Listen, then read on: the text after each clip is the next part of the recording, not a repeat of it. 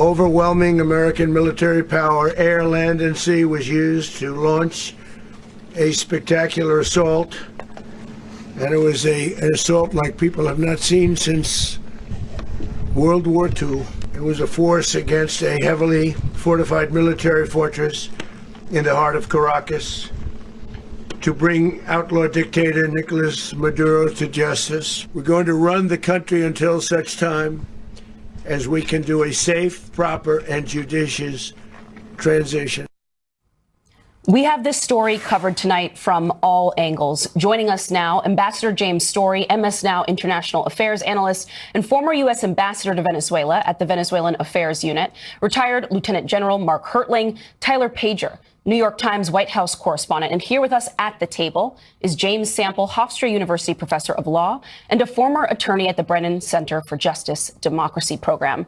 Tyler, we'll begin with you. You were one of the first reporters to speak with Trump in the early hours of this morning in the aftermath of this operation. So tell us about that conversation and how his descriptions of this operation and what comes next have shifted throughout the day.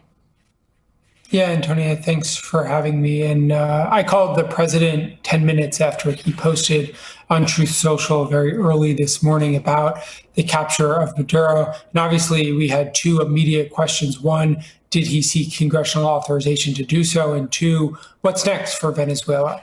He did not answer either of those questions. He kicked to the press conference at 11 a.m. That was scheduled for 11 a.m. He said it was a brilliant operation and was boasting about its success, but did not want to get into the details at that hour. I was then at Mar-a-Lago this morning for the press conference where he made that stunning revelation that the United States would run Venezuela. I repeatedly, me and my fellow colleagues in the press corps repeatedly pressed him for details about what exactly that means in terms of the U.S. running a foreign nation. Over the course of the day, we've pieced together details of the sort of arrangement in which the United States is basically trying to exert full influence over the interim Venezuela government. They're running into some issues with that almost immediately as the woman, Delcy Rodriguez, the vice president who was sworn in as the president, who President Trump said had a conversation with Marco Rubio, the Secretary of State, and was willing to work with the United States to govern in a way that achieved the President Trump's vision of what Venezuela would be. But that did not carry through to what Delcy Rodriguez said in her address to the nation, where she rejected the United States and said that the only president was Maduro and he needed to be returned.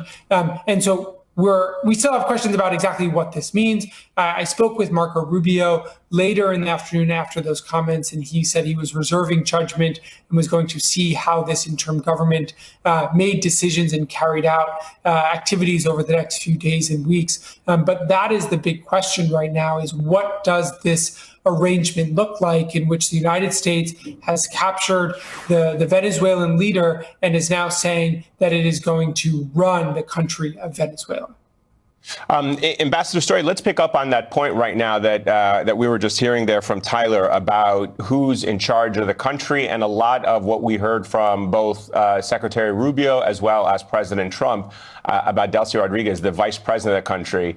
From your understanding right now and kind of based on what you're hearing, is this confusion as to what is happening in Venezuela a sign that the administration perhaps doesn't have the kind of control that it projected in that press conference with Donald Trump? Or do you think there may be this deliberate intention right now to try to, have Delcy Rodriguez say and claim that she is not in communication with the administration, that she's not the vice president, and Marco Rubio has the ability to have plausible deniability and see how this plays out? Or do you think there's something else that is at play here? I think it's very difficult for us to attribute deep thinking to a strategy that goes beyond the brilliant tactical success that happened earlier today. This is putting us on the road to a strategic failure, frankly. When you have regime change, and that this was a regime change operation from the very beginning, you don't leave behind people who have committed crimes against humanity, who were sanctioned, who are on the SDN list, who have kidnapped and tortured American citizens, frankly, there's a good question for you. Where are the wrongfully detained Americans, and where are the political and military prisoners that are held at the torture center called the Helicoide in Caracas? Have they been released? So if you're a freedom fighter, somebody who is a democratic a proponent who has fought for democracy in that country, who fought and won an election, Edmundo Gonzalez won the last election, and you finally have the liberation of a dictator. Maduro is gone. His wife, Celia Flores, is gone.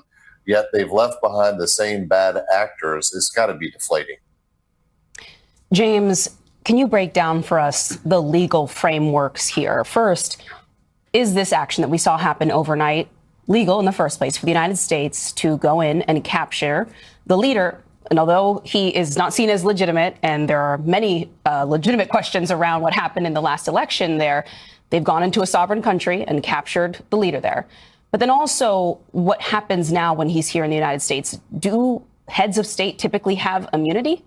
Good questions. And so with respect to the abduction operation, right, you can analyze the legal aspects from two different frameworks. There's the international law framework and there's the domestic law framework. As a matter of international law, when a foreign nation goes into the territory of another sovereign and uses force, there are basically three ways you can justify that. You can justify that through consent. That obviously didn't happen here. You can justify that through a self-defense rationale. Obviously not the case here. Or you can justify it through the authorization of the UN Security Council. Clearly not the case here. So on an international law front, this is going to put the United States in a very precarious position vis-a-vis both allies and adversaries around the world who look at the United States and say, the United States takes the posture that law is for thee, but not for me. And right? in their comments earlier today, did you hear any of the administration officials even try to make one of those three arguments to say, this is how we're going to make this all make sense? Well, the administration clearly tries to argue that the threat of narcotics, right, narco-terrorism is resulting in the death of thousands and thousands of Americans. And to make that a self-defense rationale would be an extraordinary reach, and it would also be inconsistent with all sorts of other aspects of the United States approach to narcotics in general, not the least of which is the pardon just in the last few weeks of former Honduran President Juan Antonio Hernandez, right? So the scenario here on a domestic law level is that the United States has taken the position over the span of many administrations through the Office of Legal Counsel that the United States can possess a constitutional power to unilaterally use force in a foreign nation if it's in the United States' interest, and that is construed very broadly, provided that it doesn't fall into the category of an act of war that would require congressional authorization. Now, so basically if you were to simplify this as a matter of international law, what happened today was illegal. As a matter of domestic law, what happened today is debatable. With respect to what happens next, the real questions are, there's no basis. There is not an argument under the sun. And let's not pretend here that what goes on in the trial that will take place, if this goes to trial, or the charges and plea bargaining that will take place, that will be about narcotics and drug trafficking. What happened today was about regime change, was about American companies being at the ready to profit from enormous resources that are of great value. And not all oil is created equally, and the oil that is in Venezuela is of particular import to the refineries along the Gulf Coast in the United States for a variety of sort of oil-specific reasons and the quality of the crude and all of that. This is not the way that the United States purports to represent itself around the world, even if, and that seems unlikely, the strategy ends up working. Yeah, so to that point, Ambassador, President Trump spent a lot of time today talking about oil, talking about getting oil flowing and running, the sale of oil from Venezuela. Give me your read of that part of it, as James was also alluding to there, the significance of Venezuela's oil-rich resources, and how you see that being a motivating factor in this decision.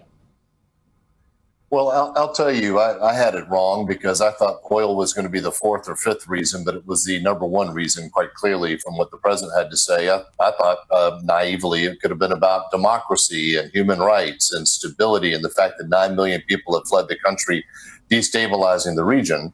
But what I can offer you is that if there was no regime change, if democracy wasn't restored in the country, I believe you're going to be hard pressed to get some of the major oil companies that have gone through billion-dollar arbitrations to go back into the country under what appears to be something that's not quite a plan. It doesn't appear to be a plan for how we're going to govern somehow a place that's really a failed state, riddled with illegal armed groups and foreign terrorist organizations.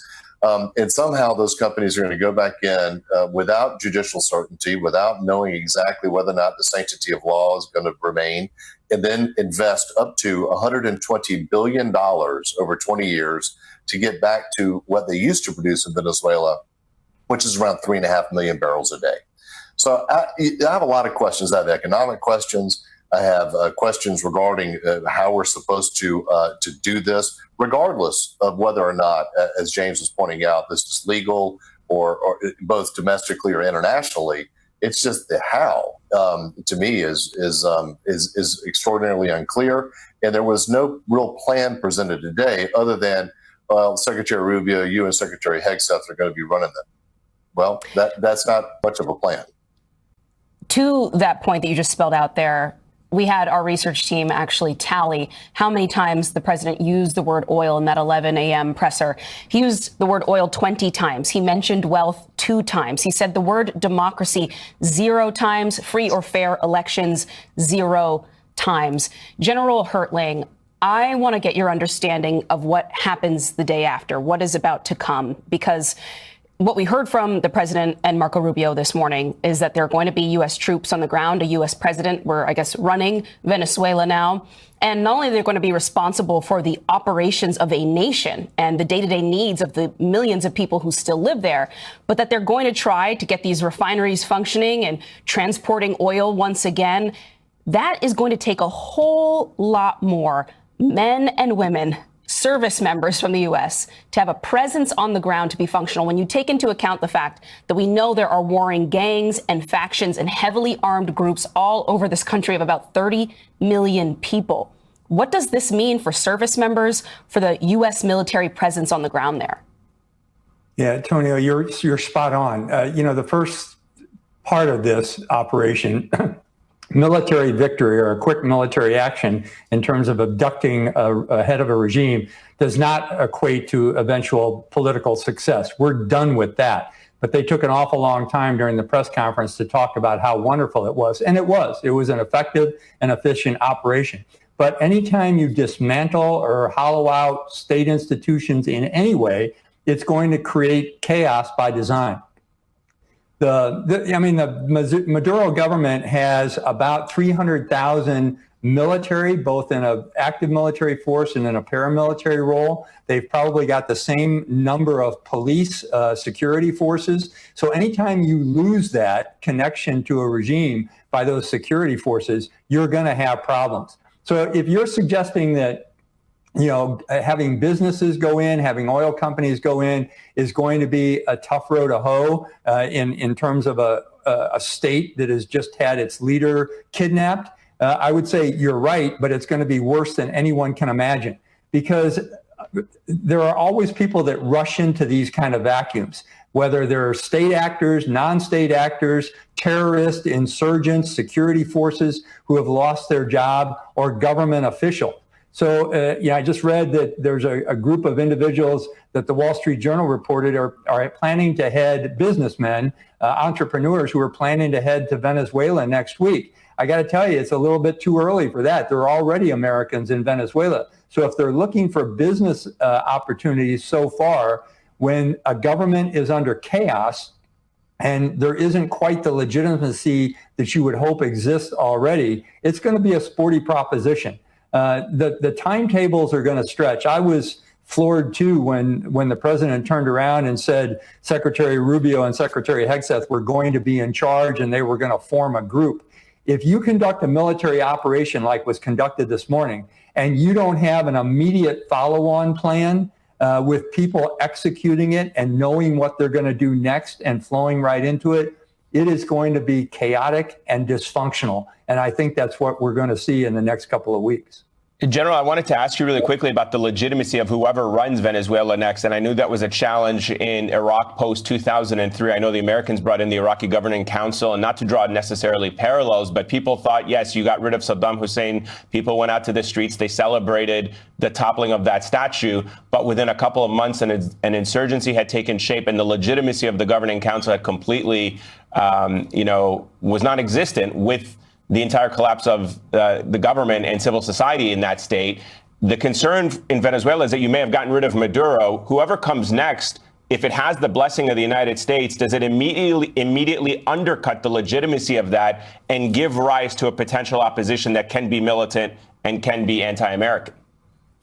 Yes and yes. I'll only use one name, Amen, and that's Ahmed Chalabi. This is a guy who persuaded the Bush administration to go into Iraq because the people would welcome the military. They wanted Saddam to be forced out. But when you talk about governments deriving legitimacy, they get it from their own people, not from foreign flags or expats coming in or external timetables. So when you hear Vice President Rodriguez say today, after the president said she was willing to work with us, because that's what Secretary Rubio said, say at a press conference of her own later this afternoon, we are not going to be a colonial power. We will run our own government. There's already some dynamics that are blossoming right now that tend to indicate that things aren't going well. So who is in charge is going to be key. And this is not going to be, anytime you try and impose a colonial aspect on any kind of national power,